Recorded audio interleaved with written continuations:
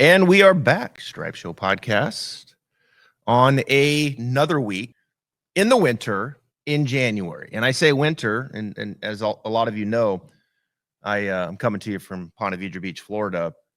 And it's winter here, folks. I'm looking outside right now, and it looks like it might snow. I'm not kidding you. It's cold, and there's a front moving down, and some people are saying it might snow in Northeast Florida here later on today, which is crazy. And I know a lot of you are in single digits out there, and it's like, come on, Travis, it's freezing up here in the Midwest and Northwest and all that. But it's winter months, and we'll get through it here in January. February is around the corner. Then before you know it, you'll be playing golf. It'll be spring. You'll be out there playing golf. And my guy joining me here today, this week on the Stripe Show pod, he's coming to you for some warm weather in San Diego, California. He's teaching his boys at the Farmers Insurance Open. Scott Hamilton, thanks for getting up with me, man. I appreciate it. Oh yeah, I've been up for a while. Being from Georgia, I never get on the time zone out here, so I've been up since 4, waiting to call you. It's brutal, isn't it? It is brutal. I mean, I'm from the West Coast, and I go back there, visit my family, and man, you're up at 4 o'clock, 3:30. It feels like there's 18 hours in a day. It does. Yeah, but also like I was sound asleep last night at 8, so. After I did my fancy dinner at the Whole Food salad bar. Oh, right there in San Diego? Yeah, it's fast. I like it. What is it, 75? I mean, that's kind of what it is every day, right? 75? Yeah. Yeah, it starts out. It was actually the first day we were here, it was in the 50s, like 55, and then it warmed up to maybe 65, but it was nice yesterday. Yeah. I'm not sure what today's going to be, but hopefully it'll be really nice. So you came from Palm Springs last week, straight over to San Diego? No, I went back home. I've got a couple girls and my wife, so I try to go home and give my wife a little break. So I flew back and forth. And then next week, Pebble Week, I'm going to fly out to Pebble like on Tuesday and then stay out and then go over to Phoenix or Scottsdale and then come back like Wednesday. So I am doing like a 2-week deal just because I get tired of flying back and forth, you know. Mm-hmm. Well, we got a lot to look at. I know you've got 4 guys in the field this week. 4 guys, which is like a week off for me. Wow. It's pretty awesome. Maverick McNeely, Jacob Bridgman, my boy Lanto Griffin, love him. Brandon Thornberry. Yeah. And then you got others, Tom Hoagie, Chris Kirk. They're not playing this week. We're going to look at a lot of these swings this week. We were, before we came on air, going through kind of some of the patterns that these guys take on, which is fun because I always like having you on, Scott, because all your players look different. I do think there are some teachers, which is, look, it's fine. You can have success a lot of different ways. But I do think there are some teachers where the pattern looks the same, with most all of their players. But with you, Scott, I mean, you look at Maverick McNeely, you look at Tom Hoagie, and then you look at Chris Kirk. I mean, these guys are different as far as the way their pattern. So we're going to get into some of that. We got Show Us Your Swing coming up later on as well. We're going to look at some amateur swings. We appreciate you guys sending them in. Email travis@travisfultongolf.com. You can also tweet me at Travis Fulton out there on Twitter. You can send the videos there, and then we're going to get to those and load them in. But before we get to our first swing, we're going to start with Mav here in a minute, but just give my audience a quick snapshot of what your week's like. You fly into San Diego this week, and then like what happens like Monday, Tuesday, Wednesday before the tournament starts? Well, this week's kind of weird because it starts on the tournament starts tomorrow. Right. So I flew in early Sunday morning so I could help. Maverick did not play in Palm Springs. So I flew in early and Maverick and I met up like at, 1:30 on Sunday and practiced for about 4 hours. So normally on Sundays I'll fly in late. And I kind of figured that out during COVID. Using the Atlanta airport Monday morning's a nightmare. So the COVID thing taught me, because we had to do testing, I started flying in late Sunday night and then it was just so much easier navigating the Atlanta airport and getting my hotel and everything. So I fly in, and most weeks I leave on Wednesday, unless Okay. I'm flying to Europe or Yeah. somewhere. And then occasionally, a couple times a year, I'll try to hang out during the weekend and watch guys play. Especially if Okay. somebody's struggling. So let's get into Mav. You mentioned Maverick McNeely and Stanford grad. I know a guy that you've put a lot of time into this move, and I've seen some of the differences in the pattern. I'll let you speak to it, but it is kind of a unique pattern in kind of its own way, Scott. I think when you look at the shaft, and it, I think historically, wants to point maybe a little laid off, what we would deem at times laid off. And I even at times the club face maybe even rotating a fair amount open right in the backswing. And I know you've worked on some of those things. Yeah, that's exactly the description. He laid off in my world gives you an advantage for a fade. So whenever I started teaching Maverick, he was way deep on his backswing. His arms got way behind him, and he was across the line. And when he'd swing the club out, the face would open significantly. He'd get way underneath with an open club face and really couldn't take a divot. So, and he ran way up in front of it and then dumped his arms out like it was. If you don't remember, but he hurt his collarbone Mm-hmm. because his lead shoulder was going up so high so he wouldn't hit fat shots. Wow. So we changed him significantly where we got his arms to move up and out and try to get the face more open and get it laid off so he could close it on the down and keep it up on top of the plane. And, I think he's 20 something in the world now, 26 or 7th or something. So, it really, and the other thing that, it's not like I'm some genius on this. I just asked Maverick when he was at Stanford to look at his swings because I think he won like 11 tournaments in college, Yeah. and he had his arms way more in front of him, and he was way more fade biased looking back in his like college days. So we kind of just reverted back to what had worked for him before. So you got the hand pat, the left arm things kind of working more out and up. Yeah. And then from there he would, just try to fade it versus in deep, Yeah, right? he was in and deep, and it would get him across. Like his right elbow bend would get incorrect. He wasn't very Mhm. wide, and it'd get him across. And then, like, the first time I helped him was like 2 years ago at Tampa, and I'm like, holy smokes, man. And it took us a little bit to figure out how to shift him out there, but the guy works, he's really smart. Like, has some engineering degree from Stanford, and Mhm. he works really hard. And, there's really two things we're working on now is we on the range. He still had a tendency at the top that he would steepen the shaft. Like that one he didn't, but he would pull Yep. the handle, the grip down and make the shaft stand up.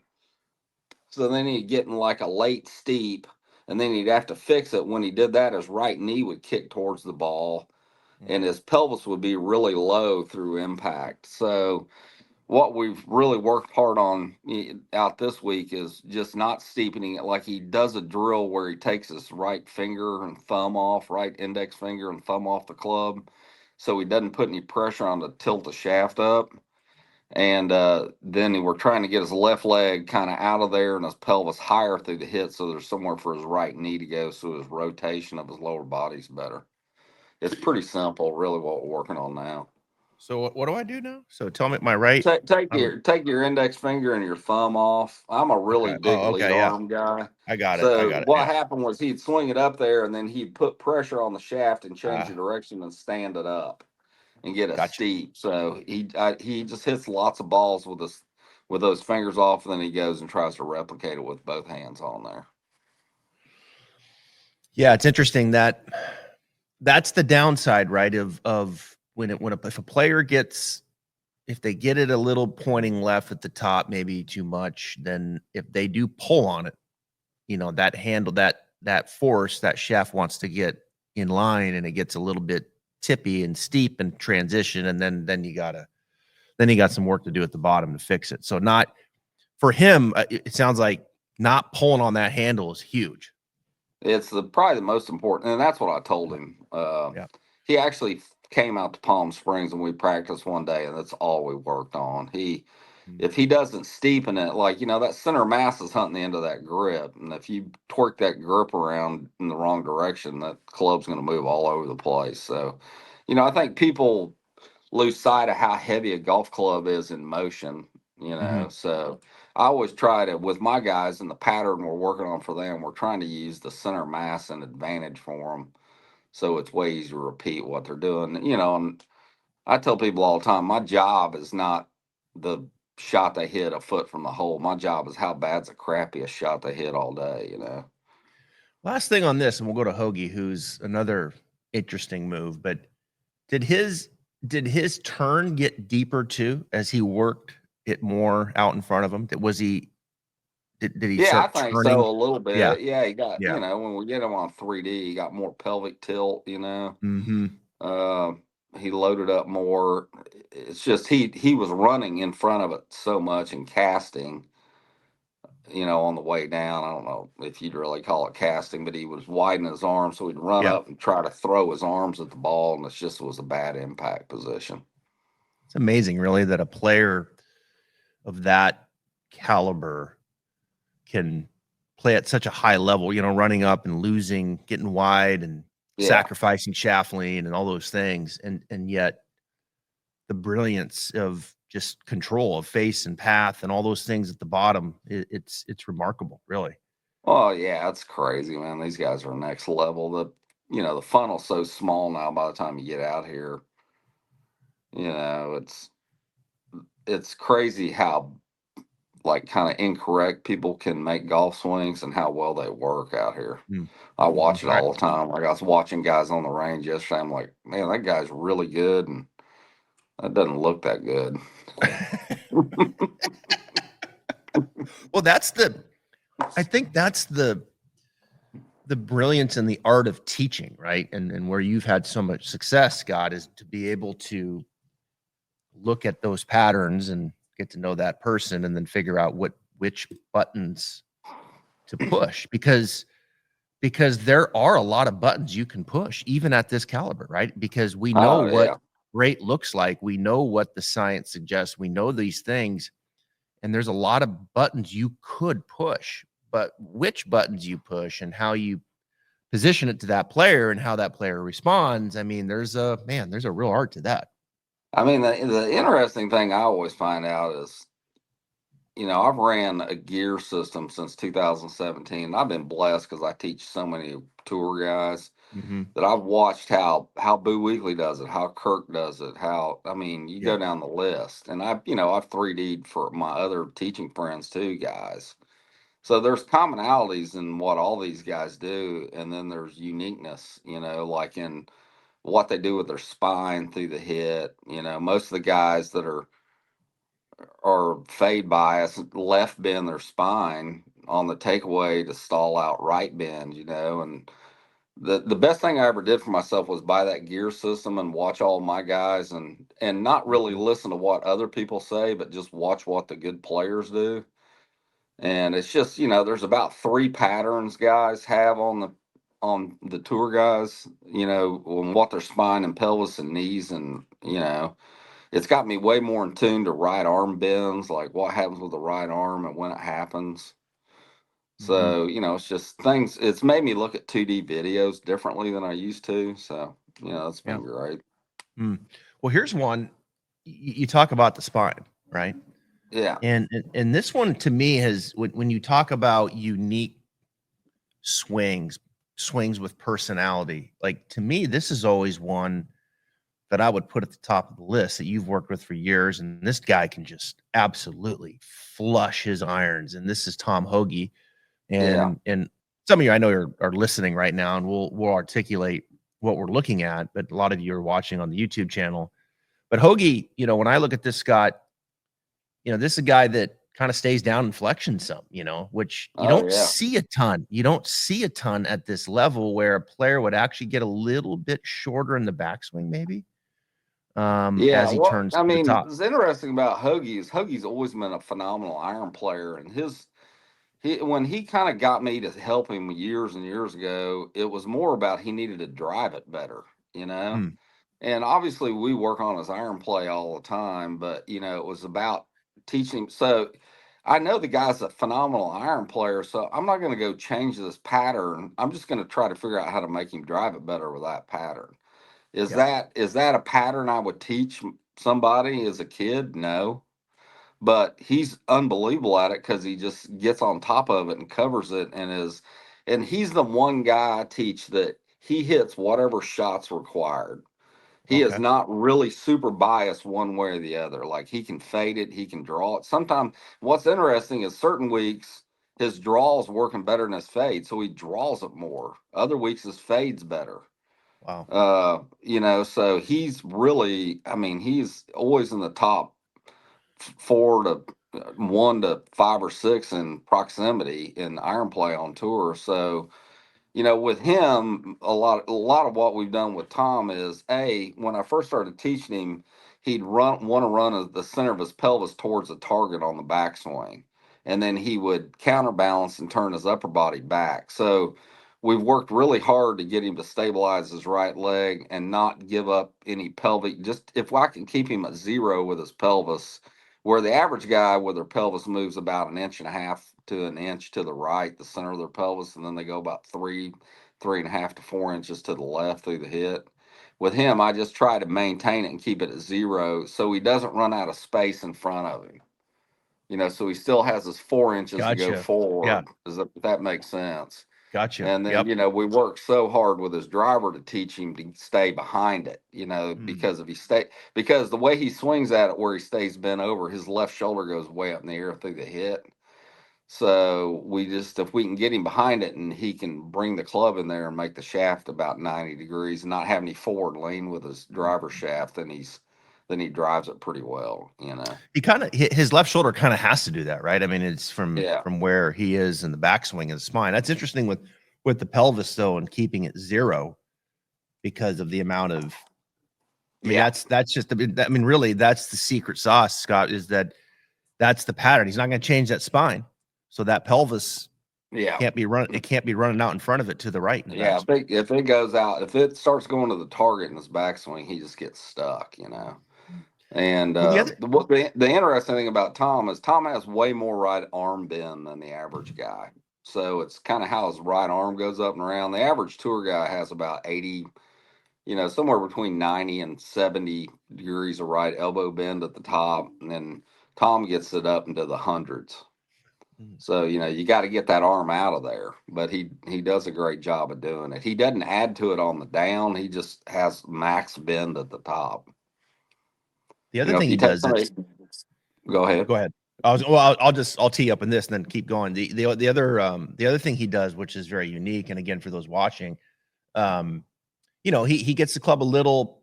The downswing plane is on top of the backswing plane, which. Yeah, he's not some textbook shallow out on top of your right forearm guy. It's kind of, just in the video, it looks a little bit steep and then he shallows it about hands high through hands high. But Yeah. like he's unbelievable if you just stop this video for when the club catches his hands on the downswing to through impact. I mean, the face is so stable and you Oh see yeah. why he's Oh yeah.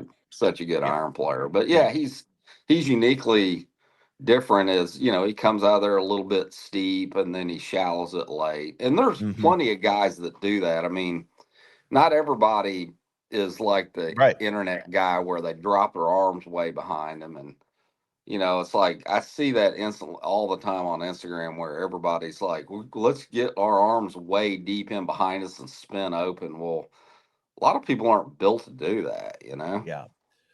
Yeah, I agree. Not everybody's can fly open at impact, right? Yeah, 100%. I mean, you I know I have. can. I mean, I'm I mean, 47 and I just look at, I mean, I've done so many 3Ds. There's a lot of tour guys that they're lucky at impact if their pelvis gets back to actually the turn they made on the backswing. That's yeah. most, 35 hip turn back at 35 at impact's pretty good, man. Yeah. You know.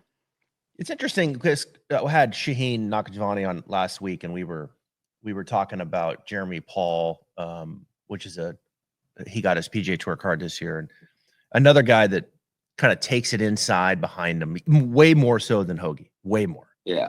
I mean, I'm in. And then, and then he kind of gets it back on top like Hoagie. And it's like, well, talking through, it's fine. Like that's a pattern that you'll see. And like his grip's strong enough where the face isn't open. The shaft still kind of pitches back. It's not like the shaft is steepening where he's coming over the top, which for an amateur player, like, and I know you see this too, Scott, and some of the amateurs I'm sure that you teach, like they'll go in and then they'll come out, they'll come over it, but that shaft's not doing what Hoagie's doing. That club face isn't doing what Hoagie's is doing. It's that shaft gets heavy, steep, and then that's, it's a crash course to figure out what you got to do to make it work from there. So there are times, I think where this particular pattern, this high skill set player, right, that look, it's in behind him a little bit, but the shaft still shallows a little, even though he's on top coming down, the shaft still has some pitch to it. The face is secure and they can turn and cover it. Yeah. I mean, I'm a huge shallow to steep guy, so ideally for me, golf swing I love is one where the guy swings out top. And if you catch it about 2 or 3 clicks coming out of the top, the shaft's laid back and it's pointed over the ball. So then their option to touch the golf ball is to go into last minute steep, so. So say that one more time. Say that one more time. So it comes out. So I like shallow to steep. So let's just talk about textbook guys, like somebody like Boo Weekly.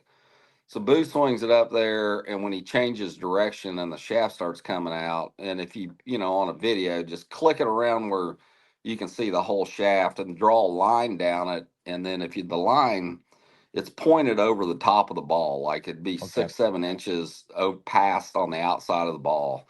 Okay. Well, the guy's not going to swing that club over the top of that ball and miss it. He's going to go into a last minute steep and shut the face and use like some lead wrist flexion and thump down on it, stabilize the face. So I always tell people I love shallow to steep. That where guys get in troubles when they swing it out of the top, and if you draw a line on that shaft, it points between the ball and their feet. Right. Well, the only thing that guy can do is lift the handle up through the head, and you got an unstable club face. Gotcha.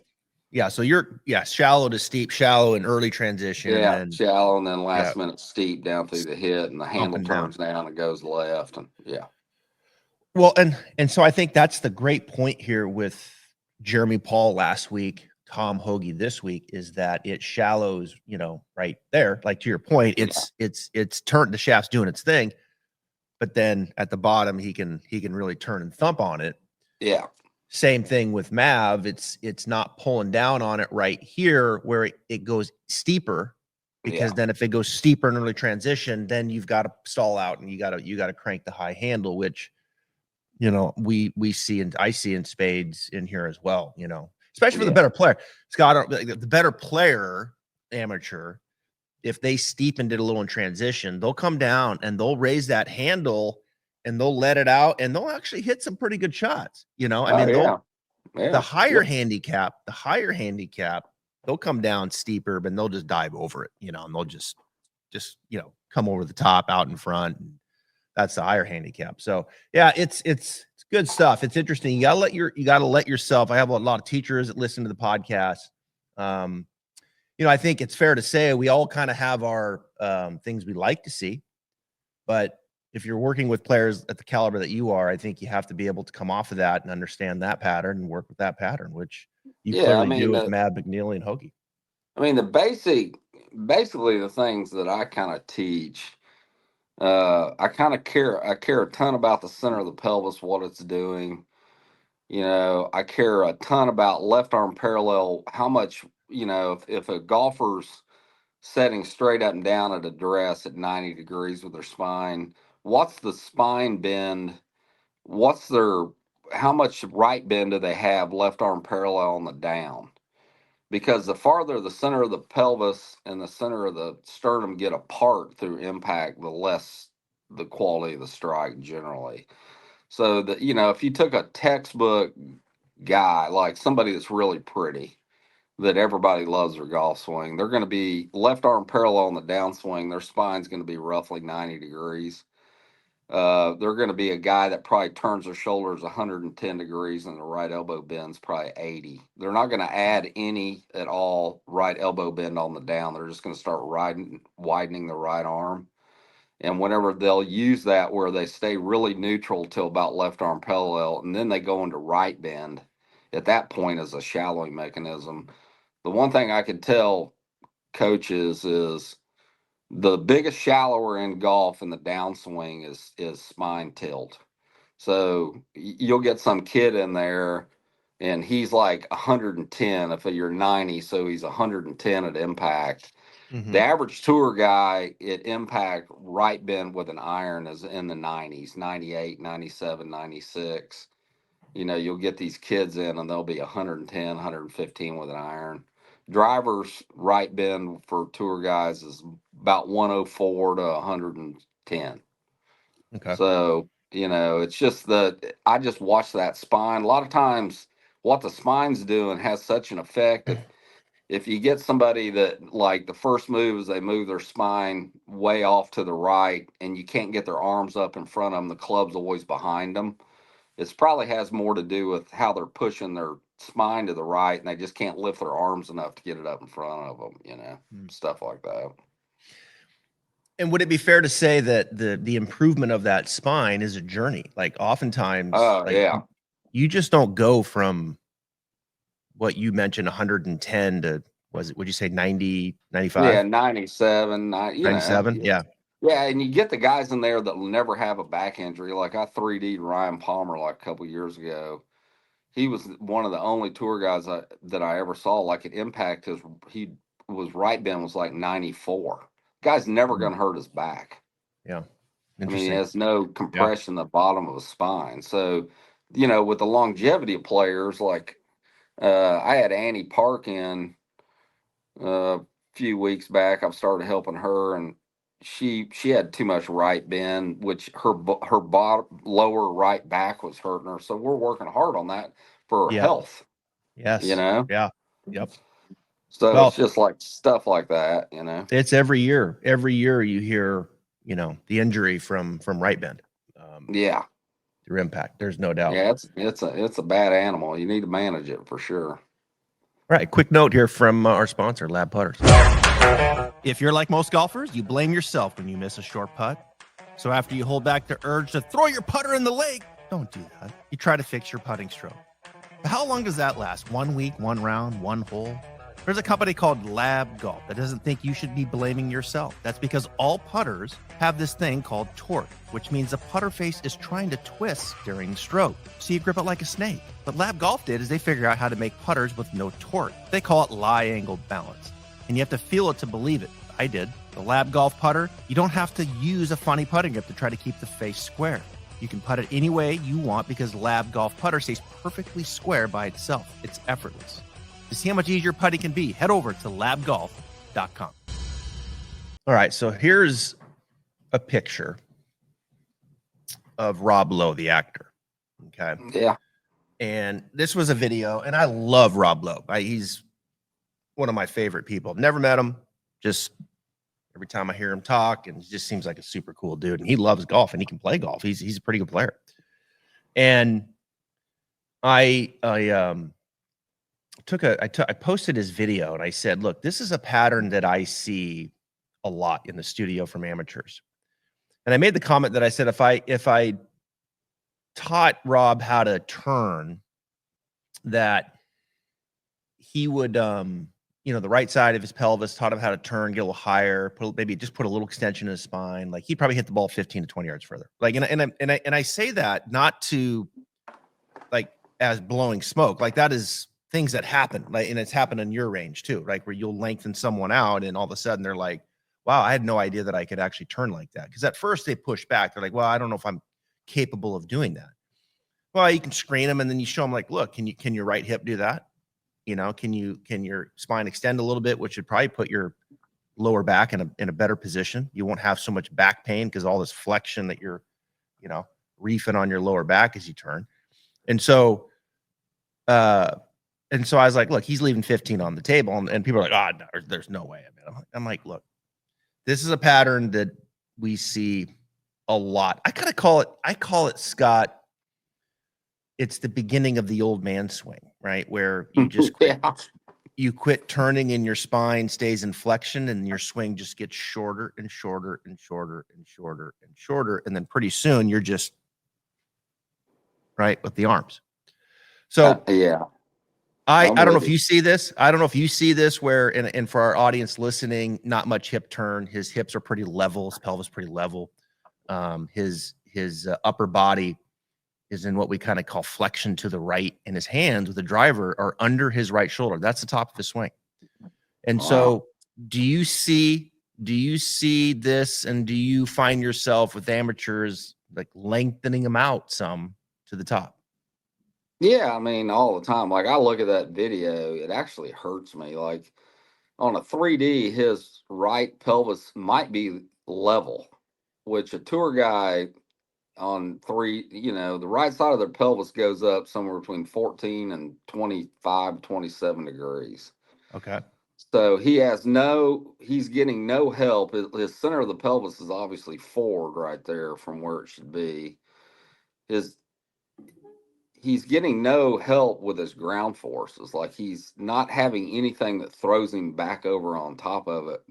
And all he can really do is slide his hips underneath him and then kind of fall back and hit it, I guess. I mean, that's powerless. Like, I mean, that'd be easy to wind that guy up. You can tell. I mean, he's turning his shoulders doing that to like over 95 degrees, probably. He's got plenty of range of motion. What it looks like. Oh my God, yeah. So, but yeah, that's a gross looking pelvis. So, how do you, Scott? If you were to take that, how would you teach the pelvis? Like, walk me through a minute here of here's what I want your pelvis to do. Well, I mean, the first thing I would do is I'd 3D him, first of all, and I would show him that if you allow the center of your pelvis to move to the right, all of a sudden your left knee is going to start acting correct. It'd be interesting to see what his knee bends are right there. And then the thing is, it's going to keep him from getting so right bent right there. And his pelvis is going to go up. And, it's way easier when you can measure with that gears, and I can just show a guy like, hey, you're at like 0 or 1 degree of lift, and we get him in there and show him the patterns and show his pelvis move up, and then he'll make a swing and it'll be 3 times longer than that. Yeah. So I'd move his pelvis to the right. I'd get him to stand on top of his right leg. A lot of times I'm doing somebody like that, I'm like, luckily my gears is in the indoor studio, which I really love because it kind of takes the ball flight out of there. Yeah. And I'm like, make this sloppy. Like we're going to go super sloppy and then we're going to put it back together. So I'd make him keep his head still and push his pelvis way to the right. And like overcook it like 2.5, 3 inches to the right. It's going to make his pelvis tilt way up. You're standing on a pressure mat when you're doing it. And I'm like, see how you can shear that thing forward now, and just kind of show him how to move the pressure around. My guess is his pressure just spins in a ball underneath his feet right there. Do you ever tell someone, you said stand up the right leg? I think that's the word you said, stand up the right. Yeah. Do you let them, you just like, hey, let that right knee go, let it lose flexion? Yeah, I mean, there's the thing I've noticed about the 3D, there's 2 or 3 different knee patterns, man. One of them's a Boo. So Boo loses 6 degrees of bend in his right knee and bends his left knee to about 27. So he gets about 18 or 19 degrees of pelvic tilt. Then there's the other guy that his right knee just kind of stays where it is. Like if it's 18 at address, it'll fluctuate between 18, 19, 20, 18, and his left knee bends to 35. So he gets more tilt with bending the left knee. And then there's the other one where the guy kind of adds some bend in his right knee just a little bit, gains a little bit, but he bends the holy crap out of his left knee. That's not the best pattern. That's what you see a lot of amateurs show up with. But there's people that do that are real successful. So it's just, but the Interesting. average bend is either you straighten the right leg a little bit, lose a few degrees of bend the left knee not quite as much, or you maintain right knee bend and you bend the left more. That's kind of the two that I see all the time. I mean, With the 20 tour years guy. ago, 20 years ago, it was, I mean, it was right knee was flexed. I mean, there wasn't Yeah. much going on there. It was like turn the upper and lower stabilizes, and then you go from there. And as we've gone on here, I think with the influence of gears and others, and understanding about other patterns, and like, no, I mean, like that knee can, there can be some right side's got to climb a little bit more. I mean, kind of the area. If you don't get 14 degrees of right pelvic tilt, you're in trouble. Okay. It's about 14 is about the minimum, man. Okay. You got to have that much to give you the downhill so you can slide over there on top of it and then get up and out. And, when the knees cross back over, a lot of times on 2D videos, and maybe this will help some instructors, whenever I call it the uni-knee, but whenever on a down the line video and you're just using like my iPhone on the range, and I'll watch, and if those two knees, they normally cross over, like, and what I mean by crossing over is at the top of the golf swing there's more bend in the left knee than the right knee, and then as they go down they change places. Then at impact there's less bend in the left knee and more in the right. Normally, textbook kind of Adam Scott or Justin Rose or somebody like that, that happens where the knees cross over, where they have the uni-knee about one click below left arm parallel. So, people send me videos all the time. Like a guy sent me a video from California, he's a good player. Well, he goes, I can't, my impact's not good. Well, he moved the club like one frame out of the top and he had the uni-knee. So he's way out of sequence, man. He can't thump it. He's not going to have any phase control. So that's like an easy frame to look at. If, like if an instructor's listening, if you'll jump on and look at an Adam Scott or somebody like that, that's like a really pretty golf swing, just watch where you only see one knee and then they change, and you'll start getting the idea of kind of when that is. And I'm telling you, that's one of those things that's kind of very often, it's not very often that it's not right there with a really good player, even though they might be doing, that's where a Kirky and a Hoagie and a Boo and a Nick Watney, and I've worked on Watney for the last year and a half, and we've got him back where he's playing pretty good. And I mean, he was so out of sequence. Wow. So we've worked super hard on that. He slid. When I got him on the pressure mat the first time, he had like 30 degrees of bend in the left knee and was just sliding forward. And center of his pelvis was 7.5 inches forward, and his arms were way behind him, and he couldn't drive it on the planet. And now he's got where he's driving it really well. We fixed all that, so I'm expecting a pretty good year out of him this year. Okay. Yeah. All right, let's a little rapid fire here. Show us your swing. Here's number one. Joe Holmes. Yeah. All right, let's look at one more time here. So we've got a swing here. It's looks a little laid off at the top, and then maybe pulling on that handle a little bit. What do you think, Scott? Yeah, what I'd tell that guy, he's got an inverted lead forearm. I talk a lot about with my people, the bone that connects between your wrist and your left elbow, he has it twisted the wrong direction. So the first thing I do with that guy is I would make him take the club one-handed and swing it up, left-handed only, and swing it up over his head, and he'd get rid of that gross face angle that's behind him. Because this guy's lead arm needs to go up in the air, and he needs to rotate his lead forearm. That bone, he needs to turn that bone so it goes up, so then he can get into a shallow. I'd have him do that first and show it to him. And then the next thing I would do is have him put his right hand on there and not have any grip pressure, like open palm, and let him swing it up around him, and it would clean that top up, and then he could be in a place where he shallows. But he can't do anything where the center of mass is on that golf swing. All he can do is be in a steep. So the club would be more down the line, right? It'd be up in front. It would way more of an open club face. And I know everybody loves the flexion thing anymore, but a lot of people use flexion out of the top to shallow. Like there's different patterns. There's arm guys that drop their arms a lot and drop it in behind him. Then there's a guy like Chandler Phillips, like I was hanging out with him on the range last week.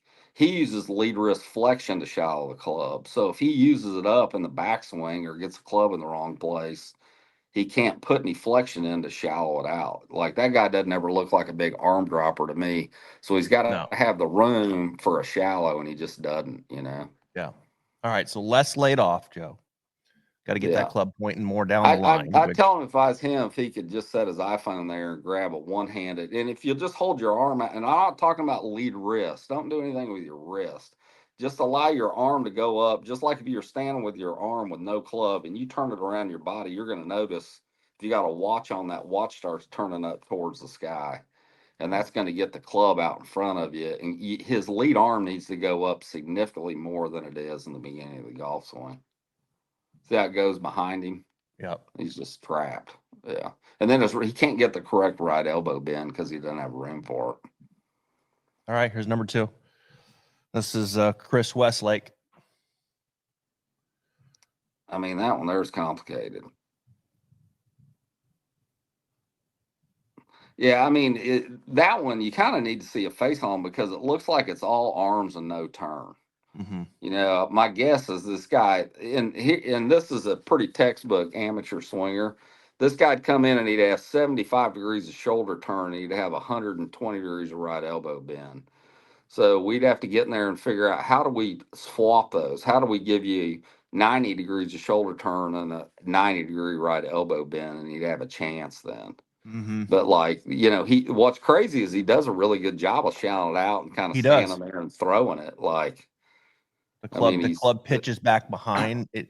I can't pause it right now because I got this video loaded in. But if it was halfway down, that shaft would be kind of on his left arm. But it's falling back. It's shallowing. I guarantee you that guy was a good athlete. Like he played sports and he's got hand-eye. Yep. So, but he's if we could see a face on, I guarantee he has no shoulder turn. It's all arm bend. And the best rule of thumb generally, and Hoagie's not like this, but a rule of thumb generally is you want to have way more shoulder turn than right elbow bend. Rory McIlroy, the ultimate, 132 degrees of shoulder turn with a driver, 54 degrees of right elbow bend. All right. So I think for you, Chris, we need probably the face on, and I think it'd be fair to say a little more turn. Let the left shoulder come across, maybe even let that right hip kind of climb a little bit more too. Yeah, if he'd send us if you want to do like a after the show type deal, if he'll send us a face on down the line, I'll do a voiceover and send it to you, and you can send it to him. Okay. All right. Cool. What I would do, and then you can obviously you're a really good instructor. You can tell him what you do. Play it again there. He's a guy that picks it up. Mm-hmm. So once again, this is where I'd get him left-handed only, and I'd get the club rotating and working that bone from here to here, working correctly around him, because where he gets it so out and shut, then all he can do is thrust the throat because he's trying to throw it behind him with thrust. He's pretty steep. He's not a lot of depth. Steep, yeah, up and down, and then as he comes down, then the pelvis is trying to thrust forward to make some room. Yeah, 100%. Like he's got to learn how to get that club going around him.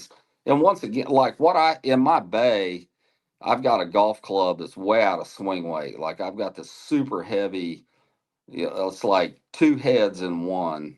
All like you can take something like an old club around your house and put like a bolt on it, or put a bunch of lead tape on it or something to get it way out of whack, so you can start feeling the center of mass work around in a circle. So that guy, I'd probably get him in the bay and give him that heavy club and show him how to get the club going around him, and then feel the weight and how the weight could work in his favor instead of against him, then he wouldn't thrust so much, The place in the golf swing you can really work on is backswing. That's where you got some time. By the time you change direction and the club changes direction, you've used up 75% of your 0.95 of a second. So like getting the club started correctly and getting it all in position gives you a chance to have success. But if you have that and you're working on impact or downswing things, you're never going to do anything for yourself, All right. There you go, Jacob. Got to get it around you. Turn the left arm. Things work a little bit more around the body, and all of a sudden now you're in a different position where you can hit it a little more from the inside. Your pelvis is going to want to not thrust forward as much, and all those things. I mean, I tell that guy just to stand in front of a mirror and just take it one-handed and watch him just turn it around him, and he'll love how it looks, Okay. All right, so we got to look at one more player here, guy that you work with that's in the field, Jacob Bridgman. But before that, little few words here on a.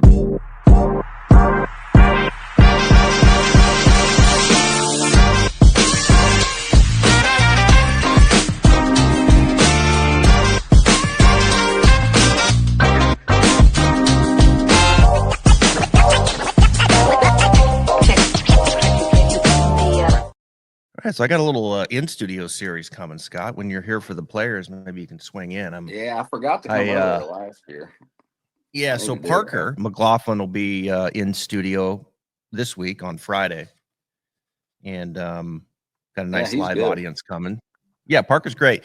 So we got a live audience. So we're gonna record that. We'll post that next week on the podcast. Don't miss that. And I got feedback from a lot of people, and I appreciate some of the audio things that for the in-studio series, the questions. So this time around, I'll be repeating the question, so our audience listening and watching from beyond will be able to hear that. So we've got all that taken care of, and then Players Week, Dana will be in here. So Dana Dahlquist can come in on. He's great. Players He's a really good friend of mine. Yeah. So we got look, man. So who's who on the Stripe Show podcast? Scott Hamilton this week, Parker McLaughlin next week. This is how we do it. All right. So Jacob Bridgman, tell us about this young man. So Jacob has a 10-finger grip, played at Clemson, got on through PGAU. When I started teaching him, he didn't drive it very well. And he was a guy, he had the club. When he originally started with him, he left bent a mile. So he would, when he'd wind up, his spine would lean over there into the 70s. And then he would right bend really hard to shallow it. He had the club way out in front of him and no loft on the face, and he was real long. So he was one of those guys that when it got to the top, all the loft got popped off the face. And I talk to people all the time. The problem with modern golf now and with the golf balls we play, the landing angle has got to be about 46 to have any success out there. And when I started teaching him, he was a guy, because he leaned it so much, he couldn't hit a 5-iron over about 75 or 80 feet. You just can't have success on tour like that. So we spent a lot of time cleaning up his backswing, shortening his arm swing, getting him not to lean his left, keeping him more neutral. And we actually, he was a guy that I worked on getting some of the lean out just because he had so much. So we've tried to stand him up more, make it more neutral, and get him to be able to hit, because we had to add a bunch of loft when I started teaching him to his irons so he could hit it up in the air. And we really don't want to do that, So just yesterday, we bent his clubs back to standard, and he was hitting his 4-iron like 100 feet, which is amazing compared to like 70. So this kid's really good, man. He's a really good putter, great guy, South Carolina. So I'm really excited about his opportunity out here. But we've done a massive overhaul on him over the last couple of years. So is it fair to say, so based off of the adding, and he's one of those freak athletes, like I think he can dunk, like he's 5'10", man. He looks like a great athlete. Yeah, he's unbelievable. Yeah. So more right bend in the backswing, less left, less lean Yeah, towards I'm it. just trying to get him now. Like when he winds up, he gets to like 88, 87, like that. Because he'd lean way forward and then fall way back, and that Right. made him lean it more. It's bad on your back. He had no loft on the face whatsoever at the top, so we've added a bunch of loft up there on the down the lines. We've shortened his golf swing a bunch, just so the more he swings it back, the more he de-lofts it. So little of that had to do with controlling the loft, made his right arm way wider, less right elbow bend. Uh, he's when he was hitting drivers the other day 183, so he has tons of gas. Wow. So he's the kid has a huge upside, and a lot of it is like he's such a great putter. It's like, I'm no great short game guy by any means. I teach a short game to my D1 kids, and I'll help whoever wants me to help them. But I'm not a guy like a Tim Yelverton that's amazing at it. So. Yeah. But when I get guys like Maverick or this kid that can putt, I can make you hit a driver and play. That's not that complicated, So Yeah, this is good those fit. guys, they're great for me. Yeah. You don't have any of them. You don't have any students that are like, high maintenance, do you? None of these guys are high maintenance, right? Nah, man, I'm they're done all this so long. I know their shtick before they like I've traveled out here since 04, 05. So I know every guy, and I'm super particular who I teach. Because I always have 6 or 7 dudes, so like I already know what people are like before, and if they're not, if I got somebody striping like Kirky when he's got it going, he don't care if I show up or not. If Kirky wants something, a rule of thumb with Chris is when he wants something, he asks me, and then I tell him things. If he's not asking me, I don't tell him anything. Right.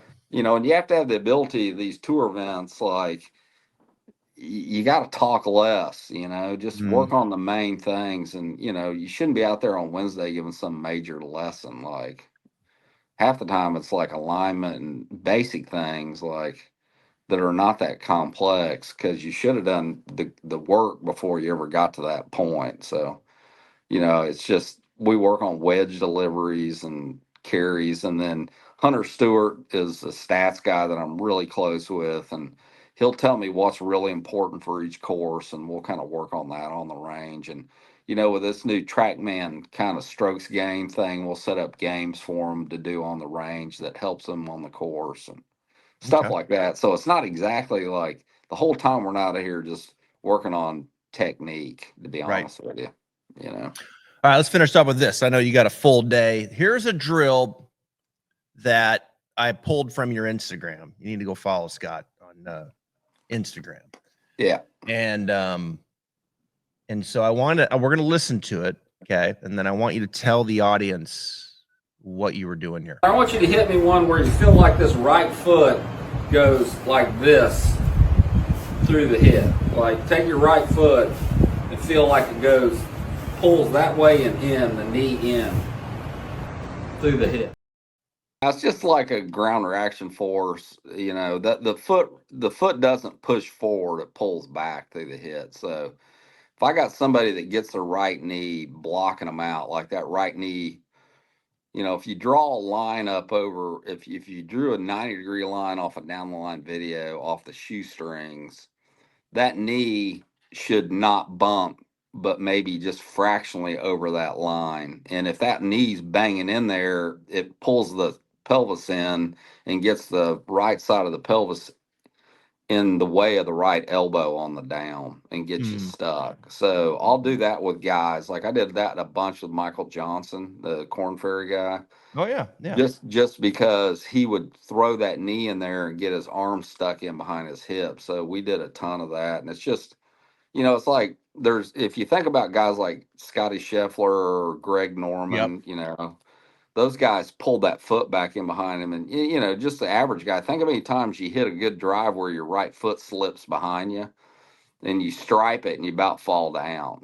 That's a proper ground reaction force. And that's why I'll teach that sometimes to certain people that I'm looking to do certain things, Do you ever do this where sometimes with that, I'll get a player to hit some little 3/4 wedges and I'll actually get them to just kind of keep the foot on the instep. Like I won't even let them like, go on the instep and then up to the toe. So not like a full up on the toe finish, but more just kind of like the old tiger stinger where the right foot would just kind of hang out a little bit on the instep and then the body would turn and there would be like this little 3/4 finish without the full right foot up to the toe. Yeah, I do that all the time. I mean, Love just that drill. because Love it. I try to get the right foot working the right way, which Yeah. makes the pelvis work the right way, which Yes. opens you up more. Yeah. It's a chain reaction. It is. And for some people that works unbelievable. It's like, oh, okay, I feel it. Or, I'll Yeah. put the water bottle down on the outside of the right foot and get Sure. them to tilt in and then turn and not knock the bottle over. And it's just, some people you do that and then it makes them run their pelvis way out in front of them, and other people they do it and then it makes them turn so nice. So you got to Yeah. experiment. A lot of times in a lesson, I'll be the first one to go, okay, let's not do that. I screwed that up. Let me try something It's else true. here. Says, I'm so glad to hear you say this because, like, okay, I'm not the only one this is happening to, right? Like Nah, sometimes it happens to everybody. Like, I'm honest, And a lot of times I just tell people, I'm like, my biggest rules when I really start teaching somebody, I try to figure out what the tumor is, and I want to cut the tumor out before I Yeah. give the plastic surgery. You know what I mean? It's like, let's figure. And a lot of times when you fix the thing that's really hurting them, the other things that kind of fall in line, you don't have to say as much. Those are the best lessons, right? When they just everything, the dominoes just fall exactly how you anticipated. But sometimes they don't. True. And sometimes, like, to your point with the foot, like, okay, you get things the way you want it.